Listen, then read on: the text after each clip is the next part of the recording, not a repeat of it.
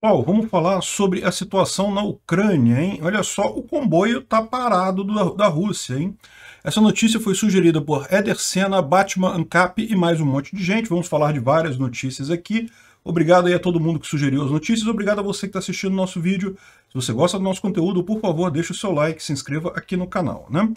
Pois bem, eu quero só fazer um alerta antes. Eu geralmente gravo esses vídeos na manhã do dia que eu publico eles, né? Só que hoje, dia 2 de março, eu estou em São Paulo para participar do podcast lá do Inteligência Limitada, lá com o Vilela, e então eu vou estar viajando hoje cedo, então eu estou gravando esse vídeo na noite do dia 1º de março. Então vocês têm que levar em conta aí que se houver algum desdobramento ao longo da noite aqui no Brasil, ou seja, da manhã lá na Ucrânia, esse vídeo não vai estar considerando, tá? De qualquer forma, eu vou fazer uma atualização para vocês o melhor possível e amanhã a gente retorna com vídeos sobre o assunto já atualizados, né? Enfim, a situação lá na Ucrânia não teve grandes mudanças. No último vídeo, eu falei sobre o comboio que está rumando para Kiev. É um comboio muito grande, é enorme na verdade, só que esse comboio não está funcionando muito bem não, tá? Parece que os soldados russos estão sabotando veículos e se rendendo em grande parte. Segundo informação da oficiais dos Estados Unidos, boa parte das tropas no norte de Kiev, ou seja, na parte onde está o comboio vindo, estão sem gasolina e sem comida, e por isso a coisa não está caminhando. Eles estão falando justamente sobre o comboio aqui, que ele não está conseguindo chegar na cidade de Kiev. Então, a gente tem visto várias explosões. Hoje, né, tentaram derrubar uma antena de televisão em Kiev, não conseguiram derrubar, mas é possível que tenham danificado essa antena. De qualquer forma, esses ataques ainda não são do comboio principal que está vindo aí, que é muito maior, né? Esses ataques são de vários grupos russos que desceram inicialmente antes do comboio que está descendo lá da região norte. Então não houve grande mudança nisso daqui. A gente sabe que no final das contas esse comboio russo é uma jogada de marketing, de tentar chegar lá para pressionar o presidente a renunciar, para pressionar ele a sair do governo ou pressionar os militares a tirarem o presidente. Essa altura do campeonato todo mundo já está sabendo que é isso que o Putin quer no final das contas. Então não está tendo uma grande repercussão isso daí, porque, como você pode ver, do lado ucraniano a resistência é muito grande. Aqui a gente está vendo um grupo de pessoas fazendo coquetéis Molotov para atacar nas tropas russas. Isso aqui em a cidade de Uzhhorod, fazendo coquetéis Molotov, mas em vários lugares da Ucrânia estão fazendo isso. E os soldados russos, pelo seu lado, eles não têm muito interesse em lutar, não há um motivo, uma motivação para eles lutarem. Veja, houve uma época em que os exércitos eles tinham a informação centralizada, você tinha poucas redes de televisão, poucos jornais naquela língua, então o governo, quando queria motivar os seus soldados a lutar pelo país, eles faziam uma campanha de marketing com um monte de mentiras, falando não, que o inimigo matou um monte de gente, não sei o que lá, matou russos e coisa e tal, e aí o soldado, como ele só tinha aquela informação centralizada, ele só tinha aquele caminho para ter informação, ele acabava iludido e você conseguia motivar o cara mesmo numa situação dessa, uma situação que claramente esses soldados estão invadindo um país pacífico, né? Como falou, aliás, diga-se de passagem, deu um sabão no Bolsonaro, o diplomata ucraniano, né? Não existe neutralidade quando o agressor é óbvio, né? E é o caso, né? Não tem o que dizer. Como que você vai ficar neutro? Se você não soubesse quem que começou a agressão, tudo bem, você fica neutro. Mas esse caso não tem o que dizer, cara. A Ucrânia, em momento algum, ameaçou a Rússia. E a Rússia invadiu a Ucrânia. Então não tem o que dizer nesse caso. Realmente é uma situação que eu entendo até Bolsonaro optar pela neutralidade para não comprometer o exército, não comprometer o país e coisa e tal. Mas deixar de condenar os atos da Rússia é uma coisa que realmente, enfim, eu não vou engolir isso tão cedo. Enfim, o que está acontecendo é isso, a Ucrânia está lutando com muita força, está destruindo um monte de tanques lá da Rússia. A Rússia tem uma quantidade enorme de tanques, a maior parte deles é uma velharia danada, mas não vai deixar de fazer efeito, né? Um tiro de um tanque velho também machuca pra caramba. Então, o que está acontecendo, o que vocês estão vendo ainda de briga em Kiev, ainda não é essa coluna, esse comboio dos russos, porque esse comboio ele está parado, ele não está caminhando, eles não conseguem caminhar, tem muitos soldados se rendendo e falhas de logísticas enormes, né? Aliás, esse tipo de situação, assim, de um grande comboio numa estrada só, isso estrategicamente é uma coisa bastante questionável, tá?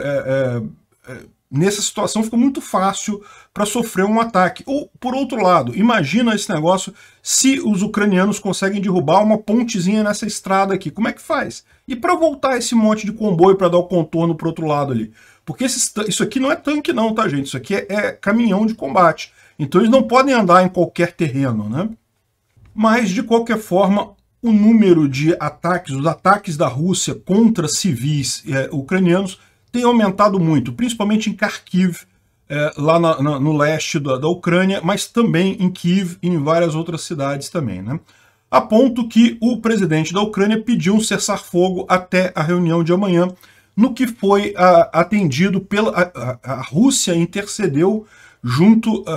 a China intercedeu junto à Rússia a favor do cessar-fogo até as conversações de paz amanhã, tá? Não tira muita coisa desse movimento, não. Tem muita gente falando que, não, então a China vai ficar do lado da Ucrânia contra a Rússia. Não, não vai. Isso aí é joguinho. O que está acontecendo nesse caso? Eles querem dar mais uma desculpa para o Putin sair dessa enrascada que ele se meteu sem comprometer mais coisa. E eu acho isso ótimo, excelente. Dá uma saída para o Putin, ele está precisando disso, ele sabe que entrou numa enrascada, ele sabe que daqui para frente só piora a coisa, do ponto de vista econômico, tragédia completa. Mas, enfim, isso nunca é bom você encurralar uma pessoa, principalmente um cara perigoso como Putin. Dá uma saída para ele, negociação de paz, e acaba isso amanhã. Será que vai? Não acredito que vá. É muito cedo ainda. Mas já é mais um passo nesse sentido, né? Bom, outra coisa interessante que aconteceu, a Ucrânia, ela solicitou a entrada na comunidade europeia e a comunidade europeia aceitou a solicitação dela. Mas assim, isso é a solicitação para iniciar o processo de entrar na comunidade europeia, né? E o que tem de interessante nessa história? Na comunidade europeia não existe um tratado militar explícito, mas tem alguns tratados ali de cooperação e coisa e tal que garantem que, no mínimo, os países da Europa vão ajudar, no caso de ataque de um outro país, os outros países se comprometem a ajudar com o armamento, não se comprometem com entrar na guerra junto. Não é o mesmo que a OTAN, né? A OTAN é isso, se um país da OTAN for atacado, todos os outros se comprometem a entrar na guerra do lado daquele que foi atacado. No caso da comunidade europeia não tem isso, mas tem essa coisa de apoio logístico, apoio material. Então, se a Ucrânia entrar na comunidade europeia, ela pode se beneficiar muito nessa guerra. O que está acontecendo, porém, né? Esse processo de entrar na comunidade europeia é longo, é burocrático pra caramba. O pessoal fez um monte de exigência, é uma coisa complicada. Eles estão tentando fazer uma forma mais ágil disso. Ainda assim, vai levar coisa de, no mínimo, um mês para eles entrarem, né? Eu não sei se um mês ainda está num patamar possível para a Ucrânia conseguir se beneficiar disso, porque é possível que em um mês essa guerra já tenha se resolvido para um lado ou para o outro. Mas, no entanto, vamos ver, né? Vamos ver como é que caminha isso daí. Então, existe uma pressão muito grande pela paz, justamente porque, se a China está fazendo isso, é porque a Rússia quer também essa paz. Eles já viram que estão na merda, eles querem acabar com isso. E por que a Rússia está querendo forçar tanto isso, né? O motivo eles perceberam que o governo ucraniano não vai desabar imediatamente como eles imaginavam que iria desabar. Por outro lado, eles estão enfrentando um colapso financeiro completo. A Rússia está desabando financeiramente. Um monte de empresa falindo. Uma das empresas que faliu, inclusive, foi o Nord Stream 2. Lembra aquele gasoduto entre a Rússia e a Alemanha, que está prontinho o gasoduto, ficou prontinho, ia dar um monte de dinheiro para a Rússia e ajudar a Europa a resolver o problema energético dela, e, no entanto, agora parece que vai ser abandonado esse gasoduto, ninguém vai usar isso daí, justamente devido a essa lambança feita pelo Putin, né? E, lógico, não tenha dúvida, também haverá impacto do outro lado, tá? Então, por exemplo, o Citigroup, ele já viu que ele tem um total de 10 bilhões de dólares em exposição a ativos russos. Isso quer dizer o quê? Quer dizer que sem a ajuda dos bancos centrais americanos e outros, é possível que tenha um colapso bancário partindo do Citigroup. Vai ter isso? Não, certamente o governo americano vai ajudar o Citigroup. Por quê? Porque é uma situação que, claramente, é uma situação de guerra. Talvez até esse tipo de coisa seja até uma jogada para, mais uma vez, o governo ajudar as empresas amigas do governo e coisa e tal, conseguir salvar um monte de gente, dar dinheiro para um monte de gente, fazer o quê, né? No final das contas é o que a gente tem nessa situação. De qualquer forma, do lado russo não vai ter essa ajuda, porque não adianta. A Rússia, a economia da Rússia é do tamanho do Brasil, aliás, é menor que a do Brasil, então a Rússia ela não tem essa liberdade de conseguir botar dinheiro. Quem poderia botar dinheiro ali é a China, mas se a China fizer isso, isso também complica o lado dela, porque ela está mantendo a neutralidade. Tá? A China não se comprometeu com a Rússia, nem teria porquê, porque como eu falei para vocês, pode parecer que é muito parecido, que é a mesma coisa a questão Ucrânia e Rússia, de China e Taiwan. É lógico, nos dois casos são territórios que a grande potência gostaria de invadir. Isso é comum. Mas a situação é muito diferente nos dois casos, né? Como eu falei, a Ucrânia ela tem reservas, ela tem uma agricultura bacana, tem um monte de minério, coisa e tal, mas não é nada excepcional, não é nada que mude a estrutura econômica moderna. Taiwan tem. A indústria de chips em Taiwan é absolutamente importante hoje em dia, é o chamado escudo de silício de Taiwan. Ninguém quer quebrar essa indústria, porque todo mundo usa ela, todo mundo faz negócio com as produtoras de chip lá de Taiwan. Então é uma situação diferente lá em Taiwan, mas isso não quer dizer que a China não esteja de olho no que está acontecendo com a Rússia. Não tenha dúvida que se o Ocidente deixar a Ucrânia cair e não fizer nada, não impedir isso, isso vai estar dando um mega, super, ultra passe para a China fazer a mesma coisa com Taiwan, né?